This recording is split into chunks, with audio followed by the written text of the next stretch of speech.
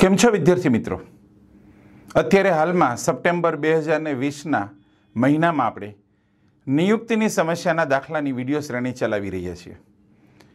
આની અગાઉનો જે એક વિડીયો આપણે જોયો છે એ વિડીયોમાં નિયુક્તિની સમસ્યાનો દાખલો હતો, પરંતુ મહત્તમીકરણનો દાખલો હતો.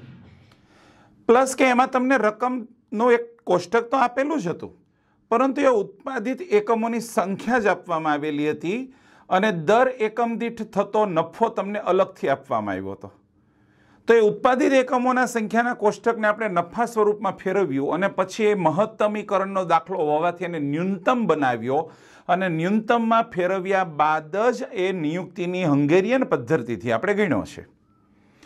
એ જ વિડીયો શ્રેણી અંતર્ગત આજે આપણે બીજા વિડીયોનો એક અભ્યાસ કરવાનો છે. અહીંયા મારી પાસે એક બીજા દાખલાની રકમ છે. આ દાખલો પણ મહત્તમીકરણનો છે. એને આપણે ન્યૂનતમમાં ફેરવશું અને પછી ગણીશું.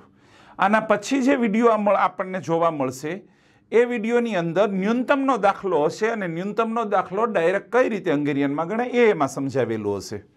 ઓકે, તો અહીંયા હું રકમ વાંચું છું. આપ જોઈ શકો છો રકમ. એક કંપની પાસે 4 પ્લાન્ટ છે. દરેક પર તે કોઈ પણ એક વસ્તુ યુ, વી, ડબલ્યુ કે એસ નું ઉત્પાદન કરી શકે છે. એક પ્લાન્ટથી બીજા પ્લાન્ટનો ઉત્પાદન ખર્ચ જુદો જુદો છે. દરેક પ્લાન્ટનો ઉત્પાદન ખર્ચ જુદો જુદો છે. કંપનીના વેચાણની આવક તથા ઉત્પાદન ખર્ચની માહિતી નીચે પ્રમાણે આપેલી છે.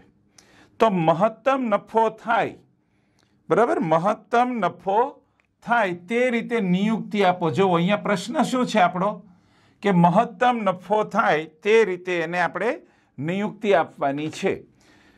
હવે અહીંયા જે આપણને માહિતી આપવામાં આવી છે વિદ્યાર્થી મિત્રો, એમાં 2 ટેબલ આપણને આપ્યા છે. પહેલું ટેબલ જે છે એ છે વેચાણ આવક વિશેનું ટેબલ. લાખ રૂપિયામાં ટાઇટલ છે વેચાણ આવક અને લાખ રૂપિયામાં. તો ત્યાં આપણને 1, 2, 3 અને 4 એ ઉત્પાદન પ્લાન્ટની માહિતી આપેલી છે સ્તંભ સ્વરૂપે, અને યુ, વી, ડબલ્યુ એ વસ્તુઓ આપણને હારમાં આપી છે. 120, 156, 118, 144 વગેરે એ વેચાણ આવક છે. બીજું કોષ્ટક આપણને આપેલું છે ઉત્પાદન ખર્ચ લાખ રૂપિયામાં, 118, 140 વગેરે. હવે અહીંયા તમને એક વસ્તુ આપી છે વેચાણ આવક અને બીજી આપી છે ઉત્પાદન ખર્ચ, અને તમારે દાખલો ગણવાનો છે મહત્તમ નફા માટેનો. તો સૌથી પહેલા તો આપણે નફા શ્રેણિક બનાવવો પડે મહત્તમ નફો શોધવા માટે. તો આપણે સૌથી પહેલા અહીંયા એક સૂત્ર લખીશું. આમ તો તમે એકાઉન્ટના જ વિદ્યાર્થી છો, કોમર્સમાં ભણો છો, એટલે આ વસ્તુ તમને ઇઝીલી સમજાય એમ છે કે નફો બરાબર વેચાણ માઇનસ ઉત્પાદન ખર્ચ, બરાબર, વેચાણ આવક માઇનસ ઉત્પાદન ખર્ચ. આ રીતે આપણે કરીશું. હવે અહીંયા આપણે નફા શ્રેણિક બનાવીશું, બરાબર. નફો હવે એ પણ લાખ રૂપિયામાં જ ગણાશે, કારણ કે બધી માહિતી આપણને લાખ રૂપિયામાં આપી છે. ઓકે, 1, 2, 3 અને 4, અને હારની ટાઇટલ છે યુ, વી, ડબલ્યુ અને એસ. આવી રીતે હવે અહીંયા શું કરીશું, આપણને જે રકમ આપી છે, આપણી રકમ છે બાજુમાં, તો એ રકમમાં આપણને જે 2 કોષ્ટક આપ્યા છે એ બંને કોષ્ટકોના દરેક ઘટકોની આપણે અનુક્રમે બાદબાકી કરીશું, બરાબર. દરેક ઘટકોની આપણે અનુક્રમે બાદબાકી કરીશું. ઓકે, તો આપણે સ્તંભ પ્રમાણે બાદબાકી કરી શકીએ અથવા હાર પ્રમાણે, બંને રીત છે આપણી પાસે. ઓકે, તો અહીંયા આપણે જોઈ શકીએ છીએ કે 120 અને નીચે છે 118, 120 માઇનસ 118 એટલે એ બાદબાકી આપણી થશે 2 એકમ. ઓકે, તો અહીંયા આપણે લખીશું 2. ઓકે, બ્લુ પેન વપરાઈ ગઈ છે, ત્યાં બ્લેક પેનથી લખીએ છીએ આપણે. ઓકે, તો અહીંયા આપણે નફો મળ્યો 2 લાખ રૂપિયા. ઓકે, એ જ હારમાં જોવો 156 માઇનસ 140 એટલે ત્યાં આપણને મળશે 16. 156 માઇનસ 140. ઓકે, 118 માઇનસ 110 એટલે એ બને છે આપણું 8. 144 માઇનસ 142 એટલે 2. તો આ પહેલી હારની બાદબાકી થઈ. આવી જ રીતે બીજી હારમાં બાદબાકી કરી 140 માઇનસ 130 એટલે 10. 160 માઇનસ 146 એટલે એ આપણને મળે છે 14. 122 માઇનસ 110 એટલે 12 અને 168 માઇનસ 158 એટલે 10. ઓકે, તો હવે તમને ખ્યાલ આવી ગયો છે કે હું શું કરી રહ્યો છું. તો દરેક હારના ઘટકોમાંથી નીચેના જે બીજું ટેબલ આપણને આપ્યું છે એની હારના ઘટકો બાદ કરીએ છીએ. સ્તંભ પ્રમાણે કરશો તો પણ એનું એ જ મળવાનું છે. ઓકે, તો આવી જ રીતે બીજી અને ત્રીજી હારની બાદબાકી આપણને અનુક્રમે મળે છે 6, 10, 8, 4, 6, 2, 12 અને 6. ઓકે, તો આપણે શું બનાવ્યું? નફા શ્રેણિક બનાવ્યો. ઓકે, હવે દાખલો મહત્તમીકરણનો છે એટલે સ્ટેપ નંબર 1 ગણતરી માટે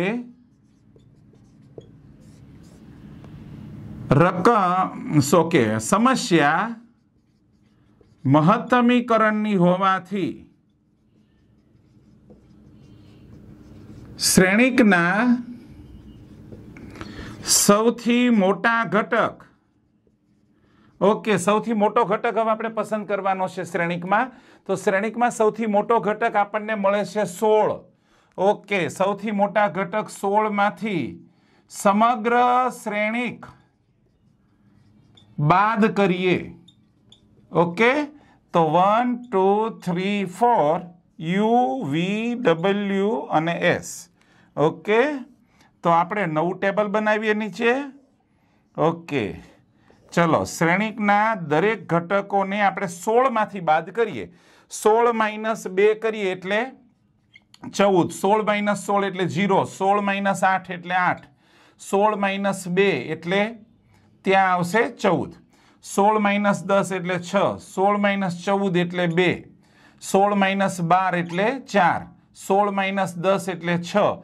તો આવી રીતે 16 માંથી દરેક ઘટકો આપણે બાદ કરી રહ્યા છીએ. તો એ આપણને કિંમતો આવી રીતે મળે છે. ઓકે, 16 માંથી 6 બાદ કરીએ તો 10, 10. 16 માંથી 6 10 બાદ કરીએ તો 6. ઓકે, પછી 8, 12. ઓકે, નીચે આવશે પાછા 14, 4 અને 10. તો આવી રીતે આપણને કિંમતો મળી. હવે નેક્સ્ટ સ્ટેપ એના પછીનું. તો અહીંયા મારે રકમની હવે જરૂર નથી, તો હું રકમ કાઢી નાખું છું અને ત્યાં આપણે આગળની ગણતરી શરૂ કરીએ. Okay, step number 2. દરેક હારમાંથી તે હારનો સૌથી નાનો ઘટક બાદ કરીએ. 1, 2, 3 અને 4 U, V, W અને S. બરાબર, આ આપણી રકમ છે. ઓકે, તો દરેક હારમાંથી આપણે તે હારનો સૌથી નાનો ઘટક બાદ કરવાનો છે. ઓકે, પહેલી હારમાં સૌથી નાનો ઘટક છે 0. તો 14 માઇનસ 0, 0, 8 અને 14. કારણ કે 0 માંથી દરેક ઘટકમાં 0 બાદ કરીએ તો આપણી કિંમત એની એ જ આવશે. બીજી હારમાં સૌથી નાનો ઘટક છે 2. તો 6 માંથી 2 બાદ કરીએ. 2 માંથી માઇનસ 2, 4 માઇનસ 2, 6 માઇનસ 2. તો ત્યાં આપણને મળે છે 4, 0, 2, 4. ત્રીજી હારમાં સૌથી નાનો ઘટક છે 6.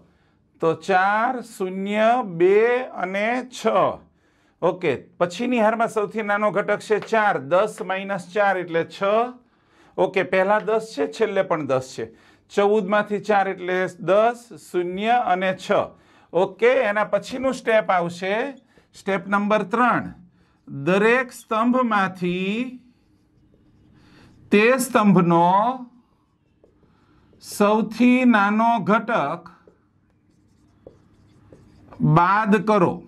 ઓકે, હવે આપણે સ્તંભ પ્રમાણે જવાનું છે. 1, 2, 3, 4 U, V, W અને S. ઓકે, તો હવે અહીંયા આપણે પહેલો સ્તંભ છે એમાં જોઈએ ધ્યાનથી. ઉપરના શ્રેણિકમાં જોવાનું તમારે. ઓકે, તો પહેલો જે સ્તંભ છે આપણો એમાં સૌથી નાનો ઘટક કોણ છે? તો કે 4 છે. તો પહેલા સ્તંભમાંથી આપણે 4 બાદ કરીએ.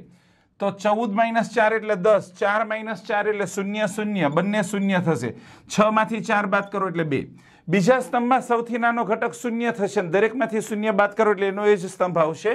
ઓકે, 0, 0 અને 10. ત્રીજા સ્તંભમાં સૌથી નાનો ઘટક પણ 0 છે એટલે એનો એ જ સ્તંભ આવશે. 8, 2, 2 અને 0. ચોથા સ્તંભમાં સૌથી નાનો ઘટક છે 4, તો 10, 2 અને 2 આવી રીતે આપણને મળ્યું. ઓકે, હવે પછીનું જે આપણું સ્ટેપ આવે છે વિદ્યાર્થી મિત્રો એ છે કે જેટલા પણ તમને શૂન્ય મળ્યા અહીંયા, જો બરાબર, અહીંયા 2 શૂન્ય, અહીંયા 3 શૂન્ય, 1 શૂન્ય, 1 શૂન્ય, તો એ શૂન્યમાંથી પસાર થતી ઓછામાં ઓછી રેખા દોરવાની છે. હવે ધારો કે દરેક શૂન્યમાંથી પસાર થતી કોઈ પણ એક આડી કે ઊભી રેખા દોરવાની, ક્રોસ નથી દોરવાની, બરાબર. આડી કે ઊભી એક જ રેખામાં જો બધા જ શૂન્ય આવરી લેવાતા હોય તો મારે 2 રેખા નથી દોરવાની. ધારો કે 2 રેખામાં બધા જ શૂન્ય આવરી લેવાય તો મારે 3 નથી દોરવાની. ધારો કે 3 રેખામાં બધા શૂન્ય આવરી લેવાય તો 4 નથી દોરવાની. એનો અર્થ એમ થયો કે ઓછામાં ઓછી રેખા દોરવાની છે. ઓકે, આપણે પ્રયત્ન કરીએ. ચલો, સૌથી વધારે શૂન્ય મને અહીંયા આ એક હારમાં દેખાય છે અથવા તો સ્તંભમાં દેખાય છે. તમે ગમે તે ટ્રાય કરો.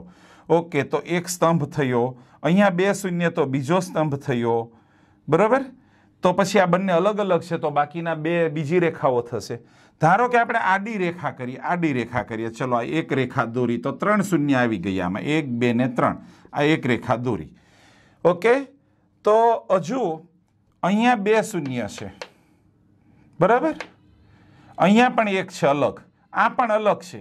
એટલે તમે ગમે તેમ દોરવા જાઓ છેવટે આપણે 4 રેખા દોરવી પડશે. ચલો, એક ઊભો સ્તંભ કર્યો, આ બીજી રેખા, તો 1 શૂન્ય અહીંયા છે ને 1 અહીંયા છે, તો આપણે બંને હાર દોરો કે સ્તંભ દોરો, કમસે કમ 4 રેખા થઈ અહીંયા, બરાબર. આપણે પ્રયત્ન કર્યો હતો કે 3 રેખામાં આવી જાય તો સારી વાત છે, પણ નથી મળતું આપણને. ઓકે, તો અહીંયા આપણે આ ચોથી રેખા દોરી તો દરેક શૂન્યને આવરી લેતી અહીંયા 4 રેખાઓ મળે છે.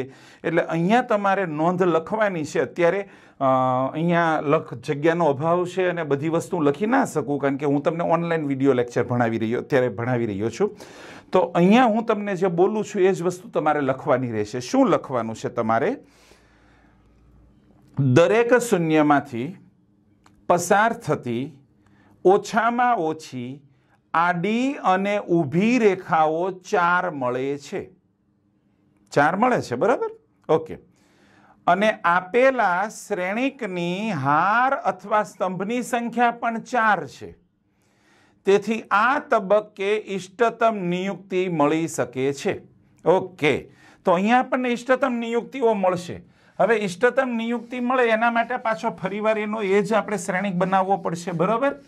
ઓકે, તો આ જ શ્રેણિક જે છે, જે અહીંયા આપણે હાર અને સ્તંભ અલગ અલગ બતાવ્યા એનાથી રદ થઈ ગયું, કંઈ દેખાય એવું છે નહીં, એને ફરીવાર બનાવીએ. ઓકે, 1, 2, 3 અને 4, યુ, વી, ડબલ્યુ અને એસ. વિદ્યાર્થી મિત્રો, અત્યારે આપ સૌ મારી યુટ્યુબ ચેનલ ઋતુલ કુમાર સુતરિયાની અંદર આંકડાશાસ્ત્રને લગતા ગુજરાતી ભાષામાં યુનિવર્સિટી કક્ષાના અભ્યાસક્રમોને ધ્યાનમાં રાખીને બનાવેલા વિડીયો જોઈ રહ્યા છો.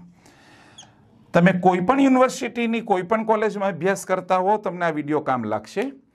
તમારે જે પણ સેમેસ્ટરમાં આંકડાશાસ્ત્રનો આ ટોપિક આવતો હોય તો એ ટોપિક પ્રમાણે તમે મારા વિડીયો જોશો એટલે તમને સરળતાથી આંકડાશાસ્ત્રના અઘરામાં અઘરા દાખલાઓ પણ સમજાઈ શકે. એ માટેનો આપણે સારામાં સારો પ્રયત્ન કરી રહ્યા છીએ.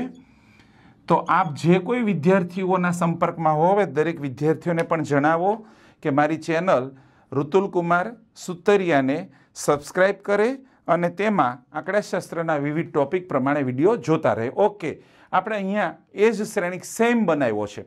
હવે હું નિયુક્તિ આપું છું, આ જ શીખવાનું છે આપણે કે નિયુક્તિ કઈ રીતે અપાય. તો સૌથી પહેલાં તો તમારે એક જ શૂન્યવાળી હાર પસંદ કરવાની. દરેક નિયુક્તિ માટે હારને ધ્યાનમાં રાખવાની છે. જે હારમાં ફક્ત એક જ શૂન્ય હોય એને તમારે પહેલાં પસંદ કરવાનું છે. ઓકે, એક જ શૂન્યવાળી હાર. ઓકે, ચલો, પહેલી હારમાં કેટલા શૂન્ય છે? 1 શૂન્ય. બીજી હારમાં 1, 2 ને 3 શૂન્ય. ઓકે, ત્રીજી હારમાં 2 શૂન્ય અને ચોથી હારમાં 1 શૂન્ય. આવી રીતે આપણને મળ્યું છે. તો સૌથી પહેલાં તમારે એક હારવાળી, એટલે આ બંનેમાં એક જ શૂન્ય છે, સોરી, આ બંને હારમાં, તો એને પસંદ કરવાની. અહીંયા ટાઈ પડે છે. હવે તમને એવો પ્રશ્ન થશે કે તમે પહેલી હાર નક્કી કરશો કે ચોથી હાર? પહેલી હારને પસંદ કરશો નિયુક્તિ માટે કે ચોથી હારને? અહીંયા ટાઈ પડે છે. ઓકે, તો આપણે બને ત્યાં સુધી નીચેથી ઉપર જવાનો પ્રયત્ન કરવાનો. એટલે ચોથી હારને આપણે નિયુક્તિ માટે પસંદ કરીએ અને જેને હું નિયુક્તિ માટે પસંદ કરું છું એ શૂન્યને હું બોક્સમાં બતાવું છું. બરાબર, આ ખાનું આપણે નિયુક્તિ માટે પસંદ કર્યું અને તમે જેને નિયુક્તિ આપો એ ખાનાની હાર અને સ્તંભ તમારે રદ કરવાનો છે. તો અહીંયા હું હાર અને સ્તંભની કિંમતો રદ કરું છું. ઓકે, તો હવે હજુ પણ આપણી પાસે શ્રેણિક બચે છે. જો હાર પ્રમાણે શ્રેણિક છે હજુ આપણી પાસે. ફરીવાર સેમ પ્રોસિજરનું પુનરાવર્તન કરવાનું છે. આની આ જ પ્રક્રિયાનું પુનરાવર્તન. ફરીવાર આપણે વિચારવાનું છે કે ફક્ત એક જ શૂન્યવાળી હાર કઈ છે. ઓકે, તો જુઓ, પહેલી હારમાં એક જ શૂન્ય છે, બીજી હારમાં 3 ને ત્રીજીમાં 2 છે, તો પહેલી હાર પસંદ થશે. ઓકે, તો પહેલી હારના શૂન્યને આપણે નિયુક્તિ માટે પસંદ કર્યો. નિયુક્તિ માટે પસંદ કરો અને બોક્સમાં બતાવું છું શૂન્યને, અને હાર અને સ્તંભ હું રદ કરીશ. ચલો, એનો હું સ્તંભ રદ કરું છું અહીંથી. ઓકે, એની હાર પણ અહીંથી રદ થઈ જશે. ચલો, હાર પણ રદ થઈ ગઈ. ઓકે, ત્યારબાદ ફરીવાર તમારે એ જ વસ્તુ વિચારવાની. ચલો, એક જ શૂન્ય ક્યાં છે? તો હવે જુઓ, અહીંયા 2 શૂન્ય છે બીજી હારમાં અને ત્રીજી હારમાં ફક્ત એક જ શૂન્ય છે. તો ત્રીજી હારના બોક્સને હું પસંદ કરું છું અને એ જે પસંદ કર્યું એની હાર અને સ્તંભ રદ કરીએ આપણે. ઓકે, તો હાર અને સ્તંભ આપણે રદ કર્યા. તો હવે છેલ્લે તમારી પાસે ફક્ત ને ફક્ત એક જ શૂન્ય બચે છે અને અહીંયા છે, તો એને પણ આપણે પસંદ કરીશું. પછી હાર અને સ્તંભ રદ કરવાની કોઈ જરૂર નથી, કારણ કે ઓલરેડી દરેક વસ્તુ રદ થઈ ચૂકી છે. હવે પ્રશ્ન એમ થયો કે શું આ જવાબ છે?